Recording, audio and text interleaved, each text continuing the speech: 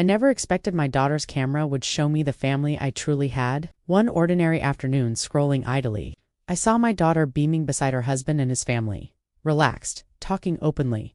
Then I heard the phrase that froze me. I wasn't a cherished mother or a woman who had given quietly for decades.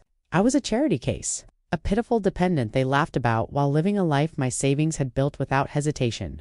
In that instant, something in me splintered, not with noise but with finality. I recalled every tuition I paid, every crisis I softened without fanfare. Every time I made myself small so they could feel big, I remembered the gratitude never voiced and the devotion never reciprocated. That clip wasn't for my eyes, but it laid bare all I was never meant to witness. The disloyalty was offhand, simple, and that stung deeper than any rage. I didn't challenge them.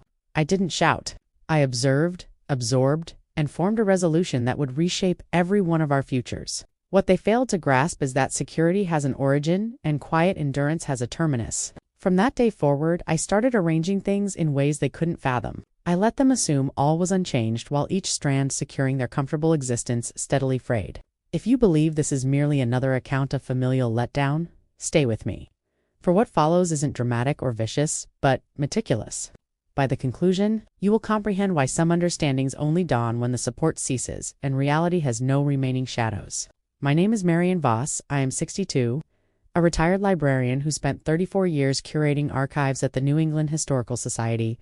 I've been a widow for 3 years. Since the evening Walter sighed once and left me alone in a home that still carries the scent of his pipe. Tobacco, the day it started, felt routine. I rose at 6:30 as always and brewed my tea in the chipped pot Walter insisted made the best cup.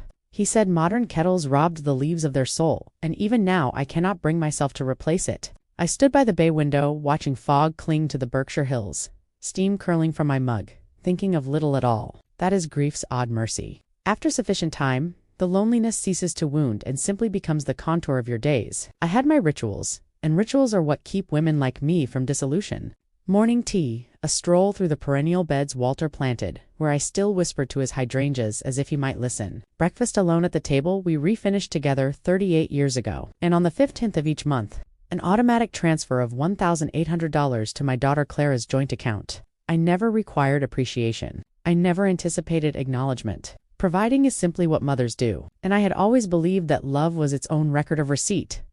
That evening, a misplaced curiosity led me to my tablet. I rarely browse social feeds. Walter handled that, but Clara's husband, Leo, had tagged her in a reel, and a faint tug of connection made me tap it. It loaded a barbecue at Leo's parents' sprawling Connecticut home. I recognized the deck from photos, teak furniture, tasteful lanterns, people holding craft beers like props. The camera swept over grinning faces. I vaguely knew Leo's siblings, his mother with her society page smile. The soundtrack was upbeat, generic. Then I caught my name.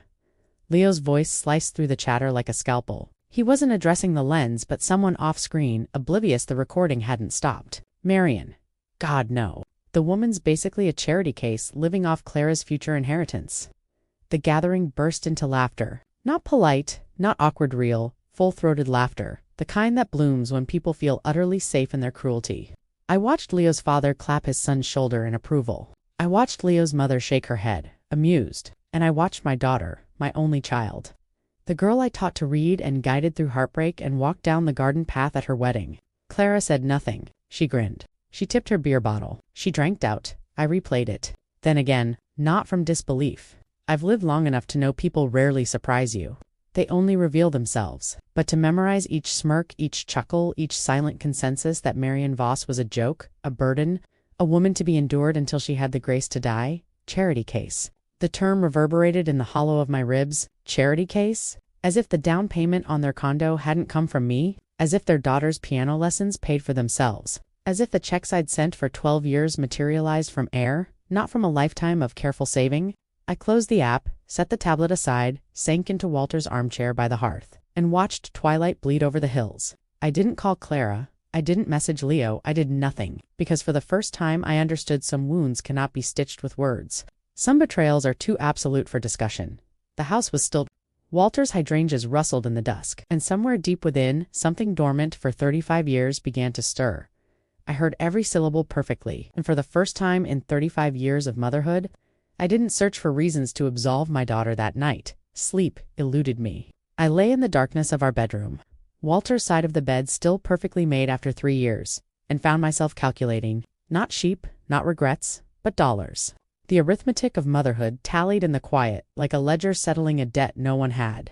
Acknowledged, it began with Clara's graduate school tuition, $52,000 for her master's in art history, interest accruing while she found her passion. She called me, voice thick with panic, saying she'd never escape the loans. I told her to breathe. I wired the amount the next day and never spoke of it again. That was 2005. Clara was 24. Leo was still just a boyfriend, and my daughter still sent me postcards from every museum she visited. Then came the condo. Clara and Leo had been married a year when they found the perfect place in the city, a loft with exposed brick. Ideal for the artistic life they envisioned. The closing costs were $68,000. Clara's gallery salary couldn't touch it. "We'll pay you back, Mom," she vowed, her eyes earnest over tea. "Every penny, I promise." I smiled and nodded and transferred the funds. The repayment never came.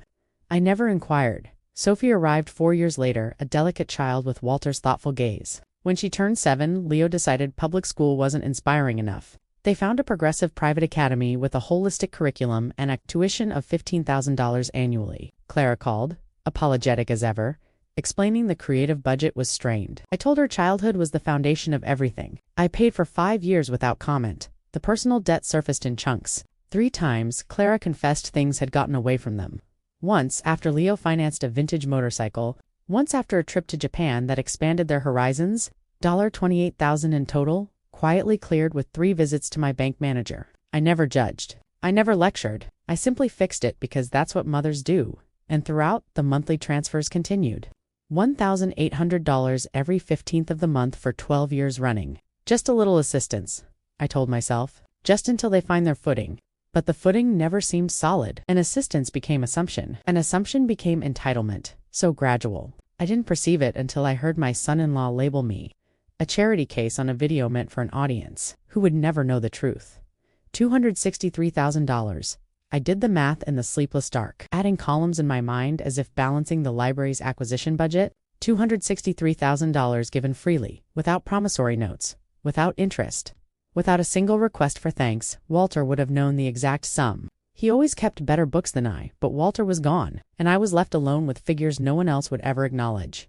He had tried to caution me. I recall the conversation clearly now, though I dismissed it then as the anxiety of an ailing man. It was 4 months before the end, when the emphysema had stolen his breath, but not his clarity. We were on the porch watching fireflies, and he took my hand. His grip still firm. "Don't let them see the ledger, Marion," he'd said. "The moment they see a total, they'll see an invoice, not a gift. They'll tally what they're due, not what they've received." I told him he was being cynical. I told him family didn't need bookkeepers. I told him love was enough, that appreciation would come naturally, that Clara was our daughter and Leo was her husband and loyalty was thicker than balance sheets. Walter just looked at me with those knowing gray eyes and said, "No more now." Lying in the dark, I remembered something else. In his final year, Walter began meeting privately with Arthur Finch, his oldest friend from university. Arthur had been a trust and estate lawyer before retiring, shrewd and discreet. The meetings happened monthly, always at Arthur's study, always without me. When I asked Walter what they discussed, he smiled his faint secret smile and said, "Old men's nonsense, my dear. Nothing to trouble your head about." I believed him then. I'm not sure I believe him now. What were you arranging, Walter? What did you see that my love for our child blinded me to? The questions circled like owls in the night, and still sleep would not come. I stared at the ceiling until dawn tinged it pearl, and I realized my husband had understood something about our daughter's family I had refused to see. Walter tried to warn me. I just never imagined he could be so entirely correct. The morning after my sleepless night, I decided to finally tackle Walter's study. The shelves of his history books, the boxes of genealogical charts, the drawers of collected curiosities, I told myself it was time. Perhaps what I truly sought was to feel near him again, to search for clues in the artifacts of our shared life. As I sorted, my mind kept drifting back to the day Leo first entered our home. Clara had been seeing him for 8 months and was desperate for our approval. I recall Walter squeezing my shoulder as we waited in the sitting room, his expression unreadable. When Leo arrived, I thought I saw why Clara was so captivated. He was charming with an easy confidence. He complimented my scones with such apparent sincerity, I flushed. He asked Walter about his military service with what seemed like genuine interest. He insisted on helping with everything. "Please, let me handle that," he said repeatedly, his smile broad and winning. "You've done enough. Just relax." We were charmed. Or, I was charmed. Walter remained quieter than usual, observing Leo with a look I couldn't decipher. When I asked his thoughts later, he was silent a long moment before saying, "He's very smooth, Marion. Very smooth indeed." I took it as praise. I should have heard it as caution. The wedding was beautiful. The early years seemed content. But somewhere, Leo's helpfulness morphed into something else. It happened so incrementally, I didn't notice until the pattern had hardened into fact. He began managing the family narrative, deciding which of our stories were appropriate to share with his friends. Holidays at his family's compound became mandatory. Our invitations always seemed to arrive late, for dates already tentatively booked. When Sophie was born, I imagined we'd be woven into her daily life. But the opposite occurred. Leo gatekept access with the precision of a curator, citing nap schedules, playdates, and therapies that couldn't possibly accommodate a visit. The condescension seeped in so slowly, I mistook it for care. "Marion, you shouldn't worry about that," he'd say when I asked after Clara's work or their plans. "We've got it handled. You just enjoy your peace." First, it felt considerate. Then came the sharper notes. "Your memory isn't what it was, is it? Don't fret, it's natural at your age." Each barb delivered with that same disarming smile. The one that touched his lips but never warmed his eyes. I started to dread his presence, though I couldn't say why. Walter, I noticed, had stopped offering him a drink upon arrival, a formality but a telling one. I found the ledger in the locked bottom drawer of Walter's desk, beneath a stack of old topographic maps. It was a simple, cloth-bound accounting book, but when I opened it, I saw this was no ordinary record. These pages contained his private annotations, dated and precise. Like evidence compiled for a case he feared would one day go to trial. I flipped through, my pulse quickening. Most entries were mundane household expenses, donation records, notes on stock dividends, but then I reached a page dated 4 years before his death, and the notation halted my breath. "Leo doesn't love our daughter's spirit," Walter had written. "He loves the stability. She represents the stability we provided. I've watched him assess every gift, measure every kindness against potential yield. Marion won't hear of it if I speak plainly. She sees the best in everyone, even when the best isn't there. That's why I cherish her. That's also why I must take steps. Been consulting Arthur on options. Legal structures. Ways to ensure Marion is insulated when I'm gone. Don't know the final shape yet, but I refuse to leave her exposed to that man's calculations." I read the passage 3 times, each word landing with the weight of a verdict. Walter had seen through Leo years before I glimpsed the truth. He had recognized the opportunist circling our family while I was still admiring his polish. And he had been planning something with Arthur, something legal. Something designed to shield me from a threat I didn't know existed. I closed the ledger, pressing it to my chest as if to absorb Walter's foresight through the worn cloth. The late-day sun slanted through the study window, illuminating motes of dust dancing in the air. Somewhere, perhaps with Arthur, there were answers waiting. Walter had not left me vulnerable. He had simply been too wise to tell me about the defenses until I was ready to man them. My husband wrote this for years, before he died. He knew, and according to this ledger, he was planning something. The question is, did I set Walter's ledger aside that evening? But his words haunted the halls like a persistent ghost. He had seen the truth about Leo years ago, had tried to protect me from beyond the grave, and all the while I had remained willfully oblivious. But as I sat in the dimming study, my thoughts drifted from my son-in-law to my daughter. Leo was the engineer of cruelty, yes, but Clara had been his willing audience. And that complicity had its own mass, its own singular betrayal. The memories surfaced unbidden. I thought of my 60th birthday 2 years prior, when Clara and Leo had promised a weekend visit. I prepared for days, her favorite foods, fresh flowers. They arrived 3 hours late without Sophie, explaining she'd suddenly been invited to a can't-miss sleepover. Leo spent the visit taking business calls on the patio. Clara scrolled through her phone, murmuring apologies about a work crisis. I sat at the table I'd set for 4, now just for 2, and understood I was the scheduled obligation, not the celebrated mother. Clara's face held a vague, preoccupied regret. "I'm so sorry, Mom. It's just a crazy time." She made it sound like an unavoidable tempest, but I saw the relief in her posture. The relief of a duty soon discharged. There were other moments, a sediment of slights forming stone. Promised visits canceled because something came up. Always something vague. Always something that couldn't be questioned without seeming needy. The time I took the train to see Sophie in her school play, only to arrive and find the performance had been the previous night. When I called, confused, Clara said Leo must have given me the wrong date. "A simple mistake," she assured me. "These things happen, but the instance that crystallized everything was smaller, almost trivial. I had dropped by unannounced with a pie for Sophie. Through the screen door, I heard my granddaughter's bright voice. "Can Grandma Marion help me with my history project? She knows all the old stories." Leo's reply was swift, smooth. "Grandma's stories are from a different world. Sweet pea. Not really relevant anymore. Daddy will help you make something modern and impressive." I stood frozen on the step, pie in hand, and felt something vital fracture in my chest. From a different world? Not relevant. A relic to be gently sidelined, not a grandmother to be cherished. I set the pie on the step and walked back to my car without a sound. I never mentioned it to Clara, but I saw my daughter through the kitchen window before I drove away. She was within earshot, drying a dish. She said nothing. She did nothing. She simply continued her task as if her husband hadn't just taught their daughter to dismiss her mother's life as obsolete. For years I told myself Clara was adrift, a woman so eager for Leo's approval, so shaped by his worldview, that she would sacrifice her own mother on the altar of his ambition. I pitied her even as I resented her, but lately, something has nagged at me. The way she looks at me sometimes, when Leo isn't watching, it's not the blank stare of a subdued woman. It's something else. Her eyes hold a quality I can't quite name. Longing, perhaps, or shame, or something more complex like a prisoner waiting for a jailer's distraction. I've tried to decipher that look, to understand what lies behind my daughter's careful silence, but the answer remains veiled. Perhaps she is simply lost, as I've assumed. Perhaps there is nothing beneath the surface but the echo of a woman who traded her compass for companionship. Or perhaps I'm wrong. Perhaps Clara is waiting for a signal I haven't known how to send.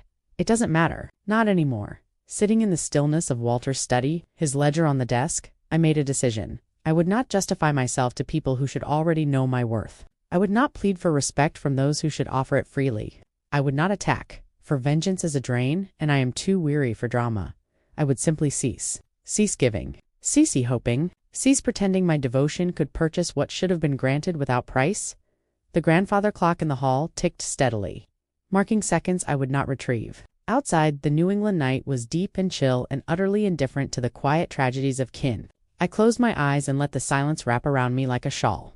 My daughter stayed quiet through all of it. But silence comes in different forms. I just haven't determined which kind hers is. The decision to act arrived softly, without drama. I woke the next morning with a lucidity I hadn't felt in years. The fog of excuse had lifted, replaced by something sharper, more focused. I would not make declarations. I would simply begin to retract one slender thread at a time, and observe how long it took for anyone to notice the tapestry unraveling. I began with the phone plan. 18 months ago, Leo had called with a request couched in familial efficiency. Their family plan was a nightmare, he explained, and it would be simpler if I just joined theirs. "We'll handle it, Marion. One less thing for you to worry about." "Family simplifies for family," he'd said, and I could hear the expectation in his tone. I agreed. The $95 had left my account every month since that morning. I visited the carrier store, transferred my number to a solitary prepaid account, and canceled the old line. The representative asked if I was sure, reminded me about family discounts. I thanked her and confirmed. When I left the store, I felt something I hadn't in too long to recall. It took a moment to place the sensation. It was agency. The simple, profound agency of reclaiming a strand of my own life. I didn't call Clara to explain. I didn't text Leo. I simply let the service shift and waited. 2 days passed in quiet. I tended Walter's garden, read novels long postponed, cooked soups that lasted for days. The stillness was almost peaceful. Then my phone chimed with a text. "Mom, my texts to you aren't going through. Leo says your line might be disconnected. Can you fix? Thanks." Clara's words glowed on the screen, casual and directive in equal measure. No greeting, no inquiry about my well-being, just an assumption that I would rectify the inconvenience. As always, I read it. Set the phone face down on the kitchen table and returned to my tea. An hour later, another chime. "Hello, this is kind of important. Sophie has a recital next week." The double question marks conveyed irritation thinly veiled as concern. I imagined Clara staring at her screen, waiting for the immediate compliance that was her birthright, growing annoyed by its absence. The thought sparked no pleasure, but no guilt either. I had spent 12 years jumping at every summons, smoothing every wrinkle, swallowing every slight with a smile. The silence I offered now wasn't cruelty. It was merely the sound of a woman who had finally stopped volunteering for her own erasure. The third message arrived that evening. Its tone shifted from demanding to accusatory. "Leo says you're being difficult." What's going on? I studied those words. Leo says you're being difficult. Not Clara is worried or Clara wants to talk. Just a report of my obstinance delivered via proxy. I wondered if my daughter had actually spoken those words or if Leo was using her name as a cudgel. Either possibility grieved me equally. I powered off my phone and placed it in the desk drawer where it could buzz unheard. Then I went to the study and retrieved Walter's ledger from its hiding place beneath a floorboard. The cloth felt cool, imprinted with his meticulous hand. I had read most entries by now, tracing his thoughts from mild concern to firm suspicion to something like resigned certainty. But tonight, I turned to a page I'd skimmed before, dated just 6 weeks before his breath finally failed him. The writing was shakier, each character an effort of will against the failing body.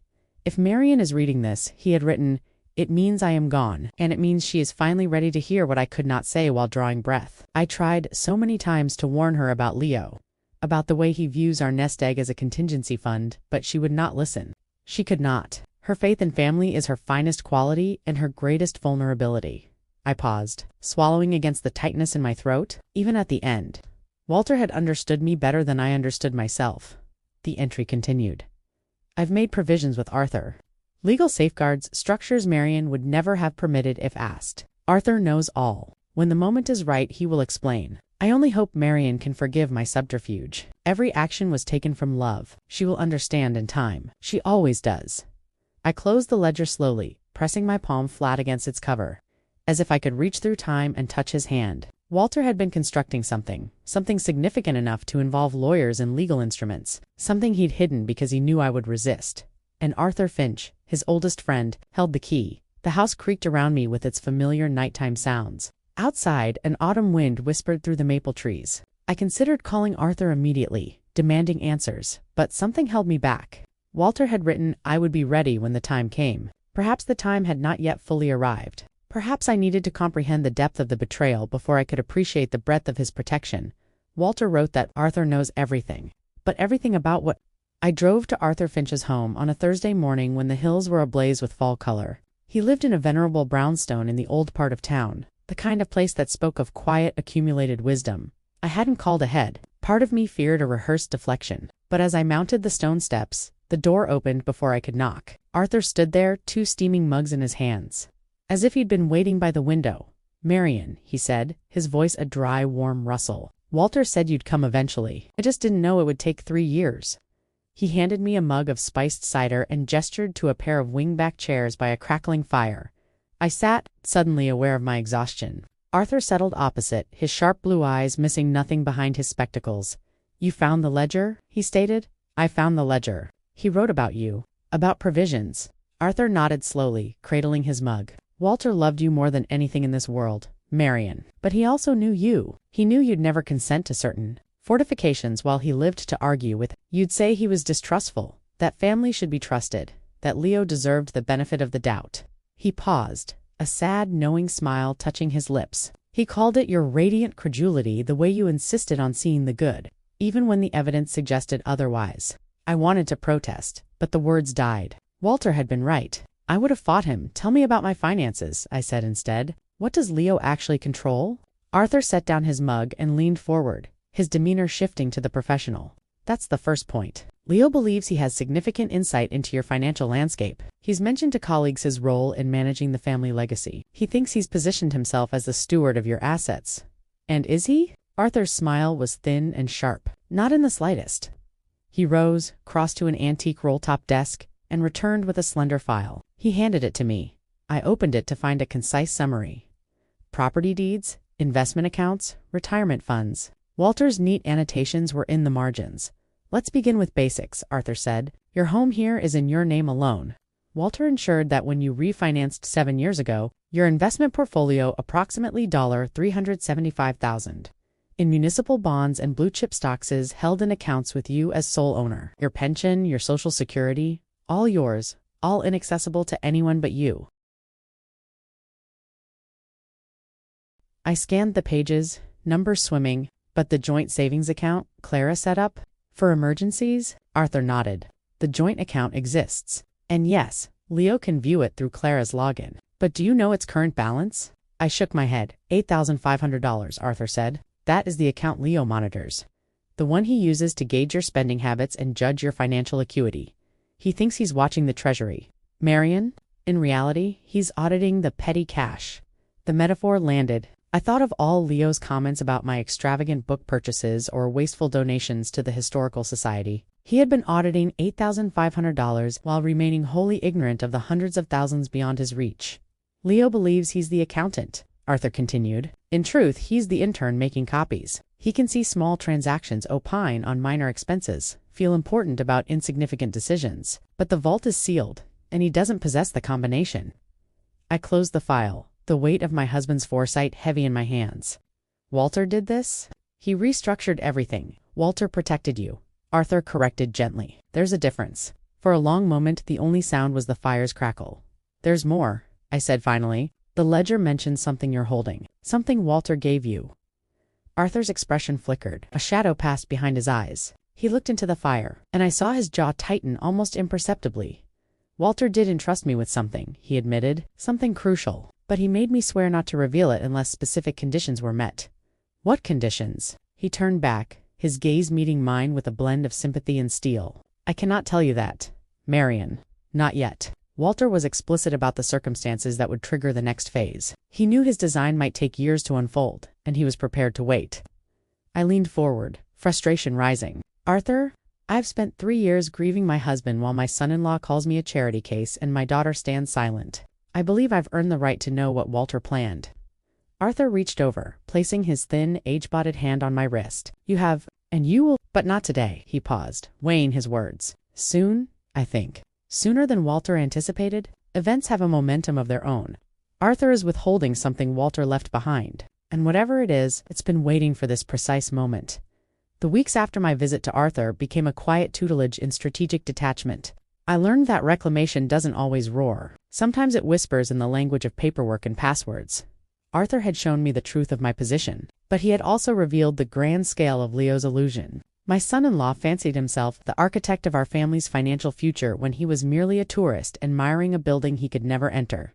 I discovered the extent of his fantasy through Clara. Ironically, she called one day, voice tinged with strange pride, mentioning that Leo had been telling his friends he was helping Mom transition her assets into more modern instruments. The words were embers of cold anger in my chest. Transition. The man who couldn't balance his own checking account was telling people he was modernizing the finances of a woman who had managed a 6-figure archival budget for decades. But I said nothing to Clara.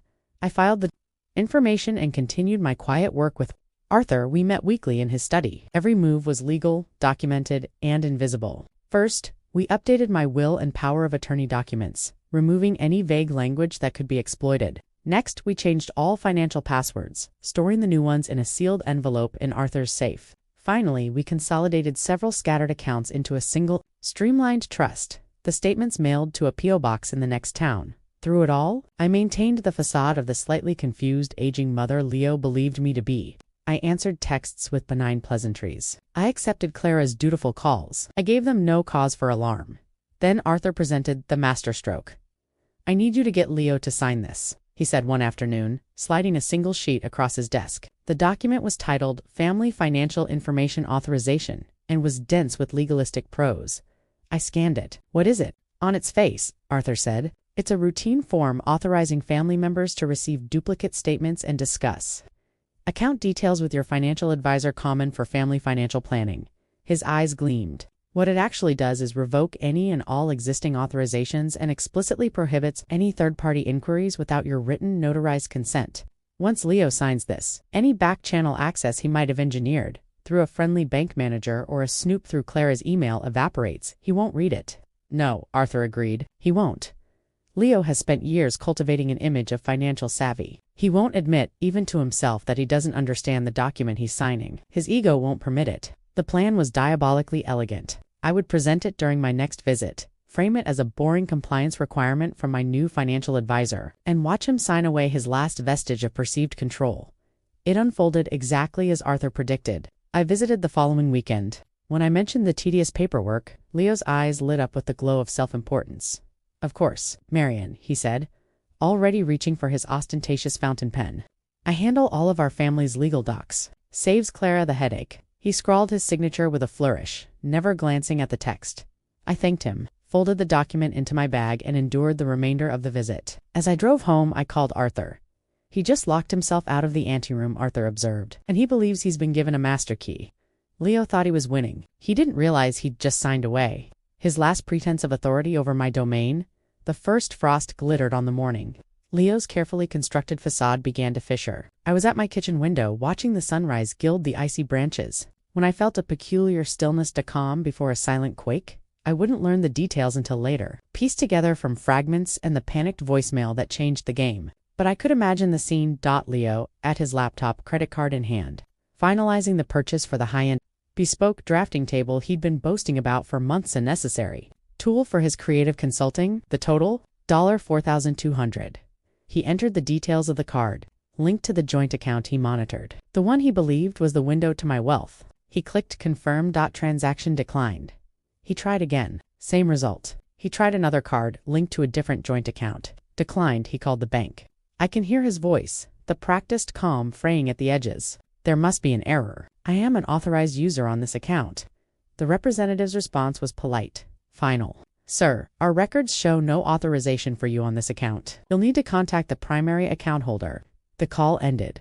Then, according to what I later gleaned, chaos erupted in the loft. Leo raged at Clara, accusing her of meddling, of conspiring with me. Clara, by all accounts, stood in the kitchen, pale and silent, absorbing the fury like a stone absorbs rain when the storm subsided. When Leo had retreated to his studio to strategize, Clara picked up her phone and called me.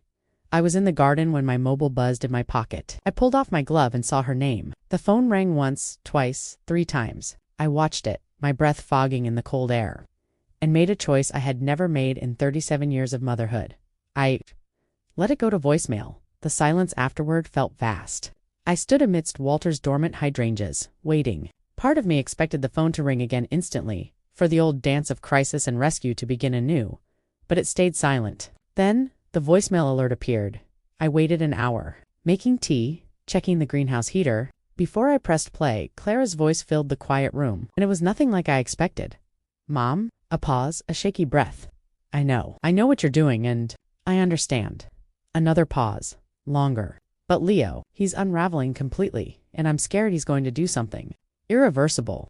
Her voice dropped to a whisper. Please, Mom, just be safe. Just be careful. I know you think I haven't been paying attention, that I don't see it, but I do.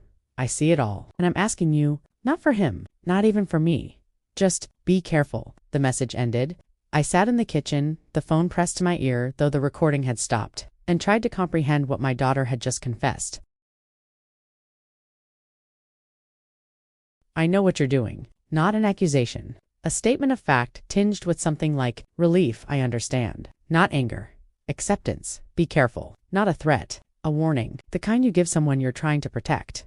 I played it again, listening for nuance, for manipulation. There was none.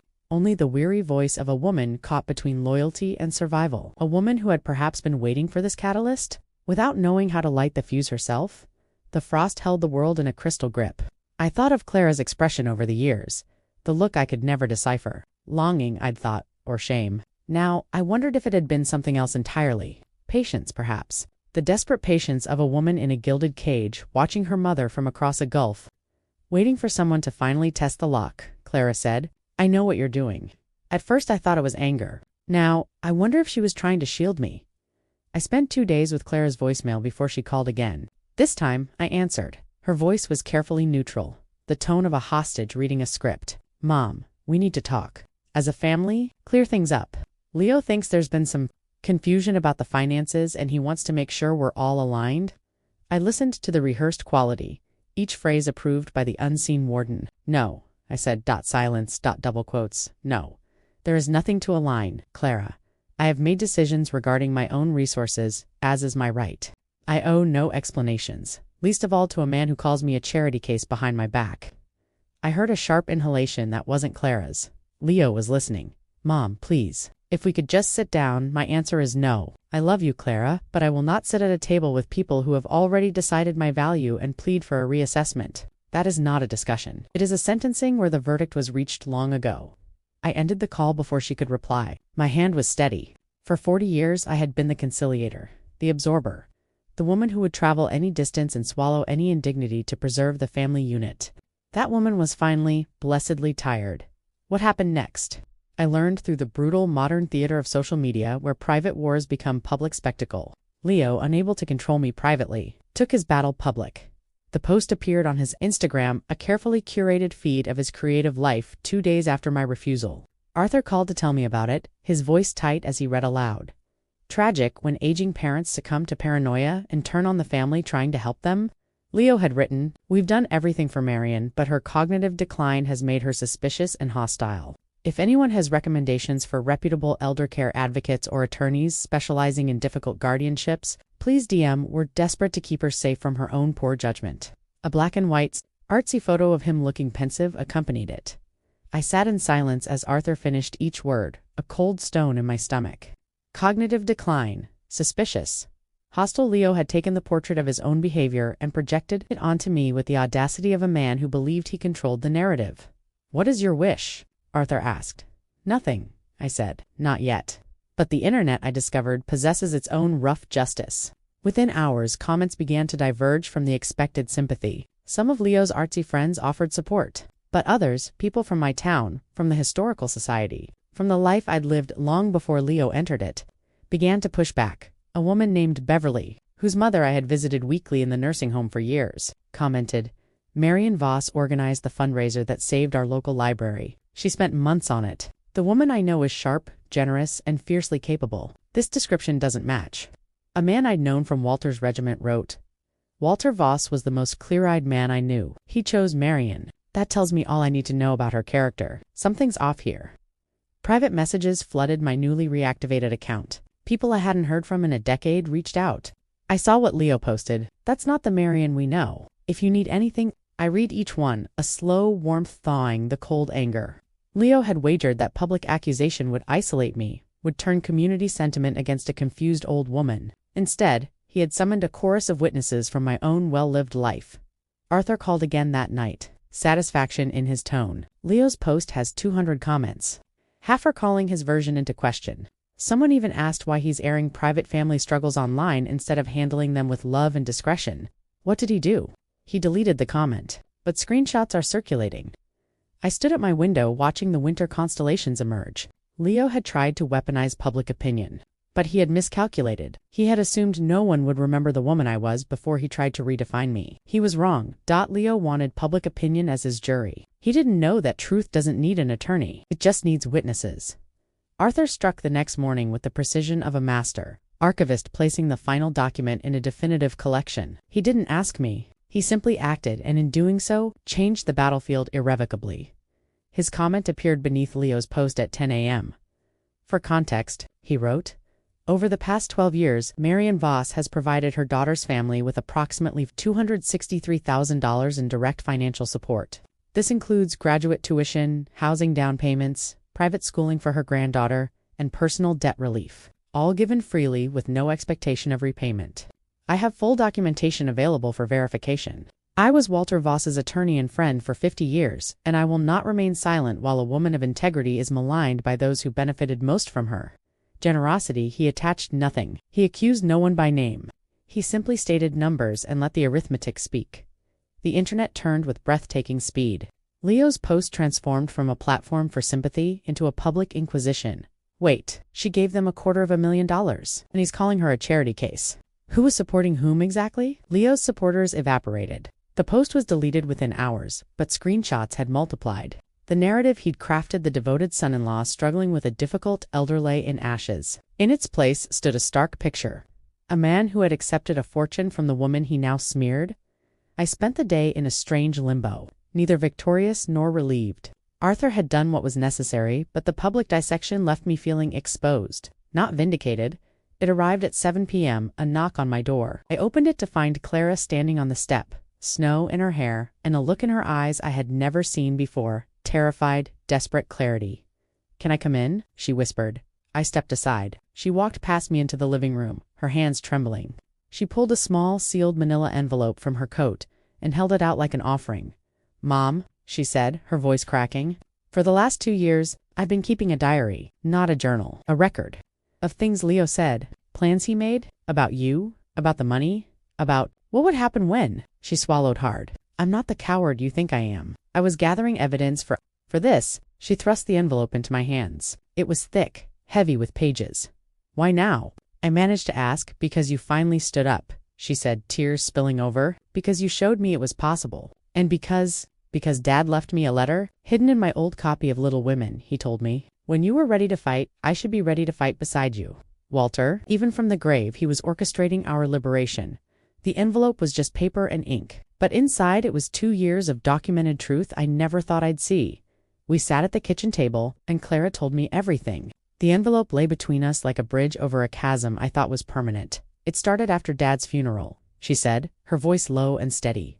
Leo was on the phone with his brother. He didn't know I was in the next room, he said. Finally, the old man's out of the picture. The path is clearer now, she paused, her face pale. He was talking about you, Mom, about your money. And that's when I knew, really knew.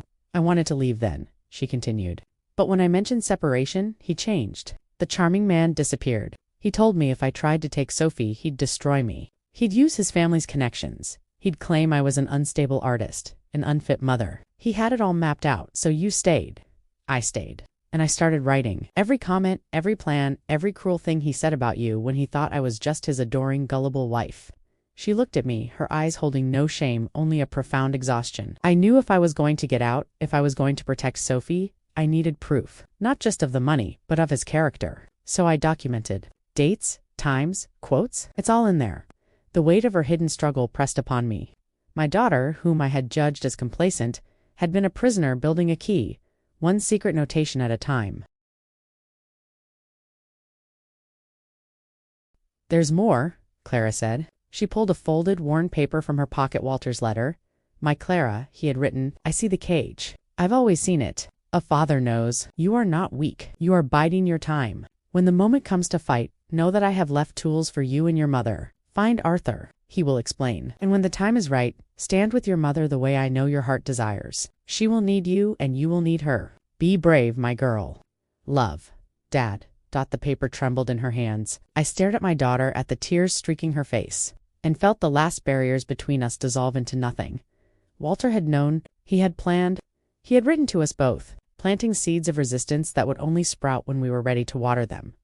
My husband, even in death, had been charting our escape with the patience of a man who understood that some rescues take years to execute.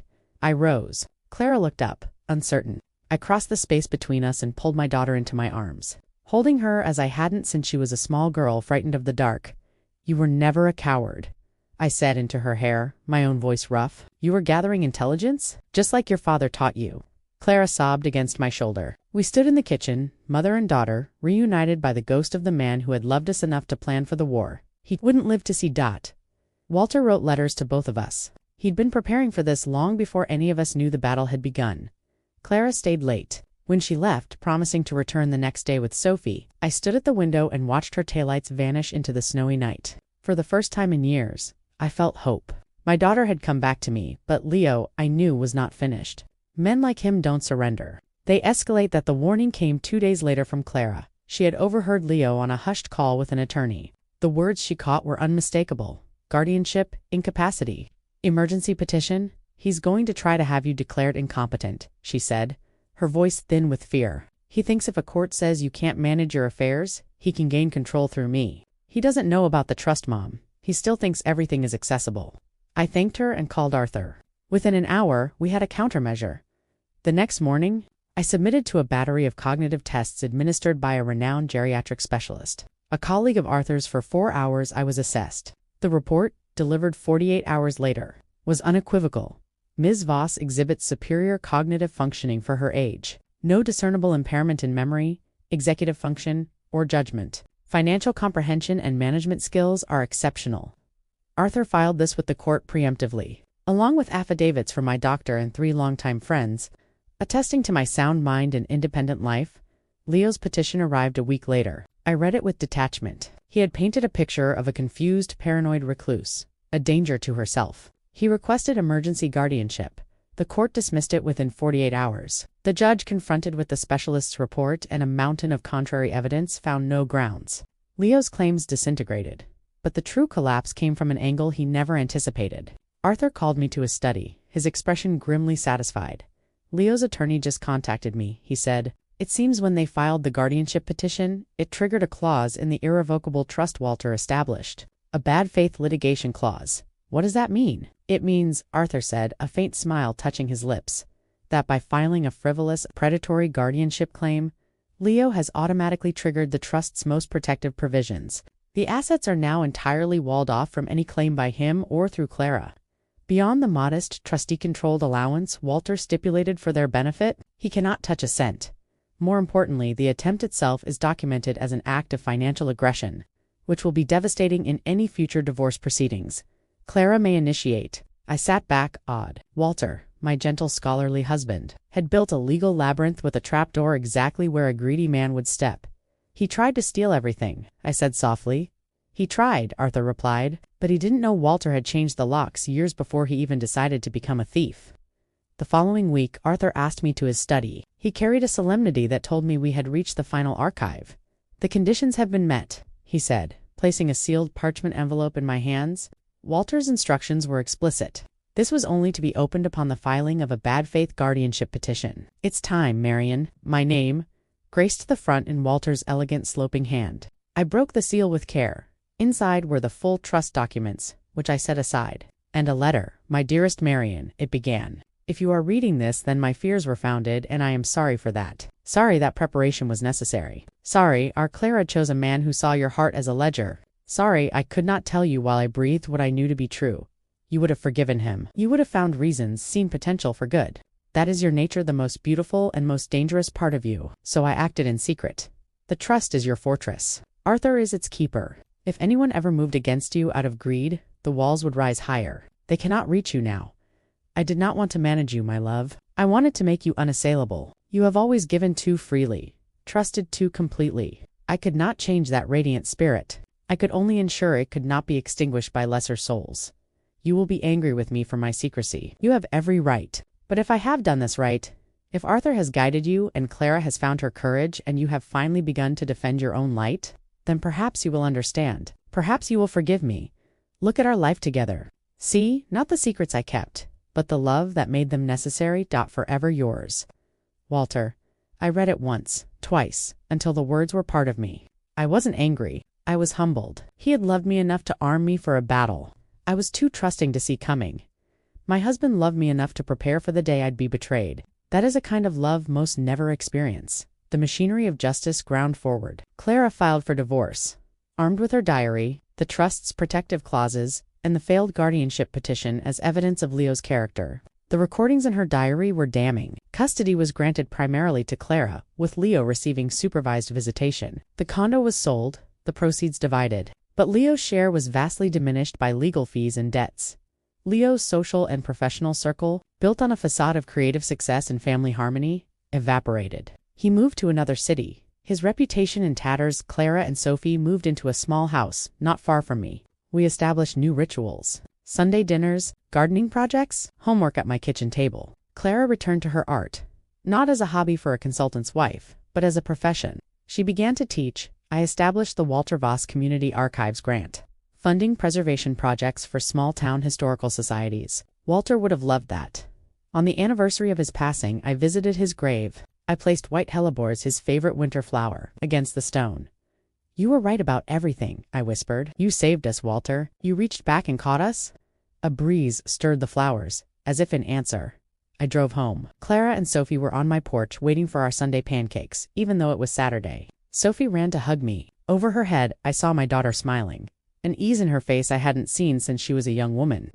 Before the world told her who to be, I used to think reclamation meant destroying the ones who hurt you. I was wrong. True reclamation is building a life so whole, so luminous, that they spend every day knowing what they forfeited. Walter taught me that not through vengeance but through love. And in the end, love prevailed. And so ends the story of Marion Voss, a woman who learned that the greatest power isn't in confrontation, but in unwavering grace. She didn't defeat Leo through fury or retaliation. She won by simply refusing to be defined by his estimation any longer, by standing in her own worth and trusting in the love her husband had left as a compass. Walter saw the storm years before the first cloud appeared. He couldn't stop the weather, but he could build a shelter so sound that when the winds came, they found nothing to destroy but illusions. Every story leaves its imprint. This one reminds us that real strength doesn't come from diminishing others. It comes from knowing when to stand firm, when to walk away, and when to trust that integrity will eventually find its voice. So, I ask you now, what would you have done in Marion's place? Have you ever had to shield your peace from someone who mistook your kindness for weakness? Have you ever loved someone enough to prepare for battles you knew you wouldn't live to see? Share your reflections below. Your story might help someone else find the courage to hold their ground. If this account moved you, seek out more tales of quiet resilience, of betrayal, met not with bitterness but with boundless rebuilding love. And remember, sometimes the most profound reclamation is simply living well with your spirit intact and your heart finally at peace.